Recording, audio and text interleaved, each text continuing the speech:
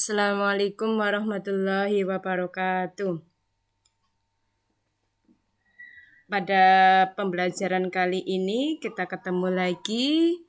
Walaupun dalam situasi pandemi kita harus tetap semangat ya. Iya. Sebelum kita awali pembelajaran, baca basmalah terlebih dahulu. Bismillahirrahmanirrahim. Iya, pada pembelajaran kali ini kemarin kita sudah membicarakan tentang alat-alat pada sistem pernafasan. Kemudian kemarin kita sudah bicarakan tentang sistem pernafasan pada manusia, itu ada dua, yaitu pernafasan perut dan pernafasan dada.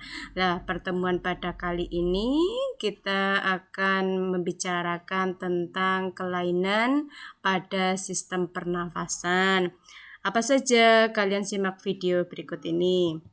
Yang pertama yaitu influenza atau yang kita sebut dengan flu ya, kalau dalam kehidupan sehari-hari.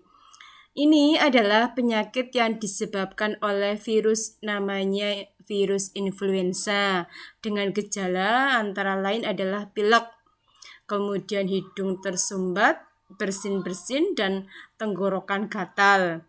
Ini bisa kalian lihat di videonya, itu ada virus influenza seperti itu.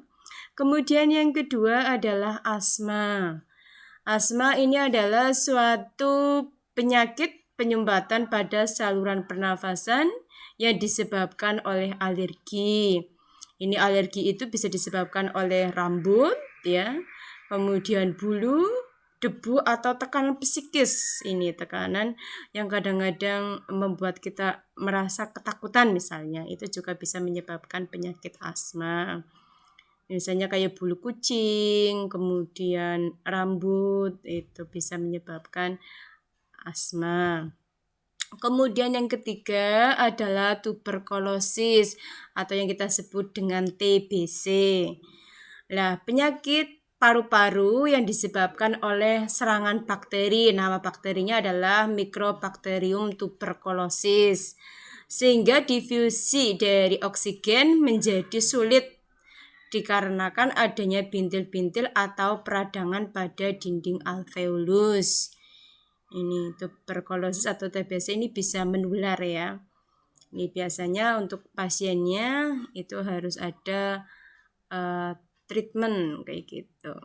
Yang keempat, sinusitis. Ini peradangan pada bagian sinus yang di dalamnya terdapat nanah. Kemudian yang kelima adalah rinitis. Ini adalah gangguan radang pada hidung akibat infeksi oleh virus tapim. Juga bisa dikarenakan reaksi alergi terhadap cuaca, serbuk sari dan debu. Misalnya cuaca yang tidak menentu ya, dingin. Untuk serbuk sari ini misalnya pada bunga. Pada bunga seseorang kemudian mencium bunga, serbuk sarinya bisa kehirup, itu bisa menyebabkan penyakit rinitis. Begitu juga dengan debu-debuan. Kemudian yang keenam adalah wajah adenoid. Ini terjadi pembengkakan kelenjar limfa pada sekitar tekak dan hidung yang mempersempit jalan nafas. Penderita biasanya lebih suka bernafas melalui mulut. Kemudian kelainan yang ketujuh adalah pleuritis. Ini adalah radang pada selaput pembungkus paru-paru atau yang kita sebut dengan pleura. Jadi di bagian paru-paru itu ada pembungkusnya namanya pleura. Nah, di situ kalau terjadi radang maka dinamakan dengan penyakit pleuritis. Kemudian yang ke-8, faringitis, yaitu sesuai dengan namanya, yaitu radang pada bagian faring karena adanya bakteri. Kemudian yang ke-9 itu adalah laringitis, yaitu radang pada bagian laring yang disebabkan oleh infeksi, terlalu banyak merokok, minum alkohol, dan terlalu banyak serak. Nah ini bahaya dari merokok dan alkohol, makanya jangan sekali-kali ya anak-anak sampai mendekati alkohol.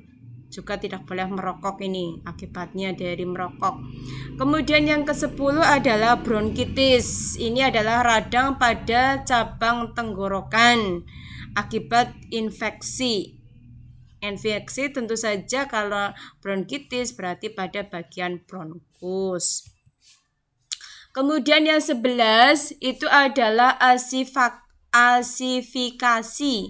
Ini adalah gangguan pernafasan pada waktu pengangkutan dan penggunaan oksigen yang disebabkan oleh tenggelam.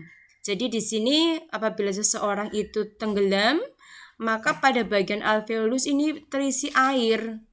Jadi terisi cairan lendir atau limfe yang terjadinya keracunan CO. CO itu adalah karbon monoksida dan HCN.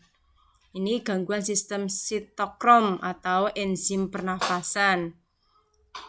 Kemudian yang ke-12 adalah asidosis, yaitu kenaikan kadar asam karbonat dan asam bikarbonat dalam darah, sehingga pernafasan bisa terganggu. Kemudian yang ke-13 itu adalah penyakit emfisema, yaitu penyakit pembengkakan karena pembuluh darahnya kemasukan udara. Kemudian yang ke-14 adalah penyakit pneumonia. Ini disebabkan oleh virus atau bakteri pada bagian alveolus yang menyebabkan terjadinya radang paru-paru. Dan yang terakhir ini adalah paling berbahaya adalah kanker paru-paru.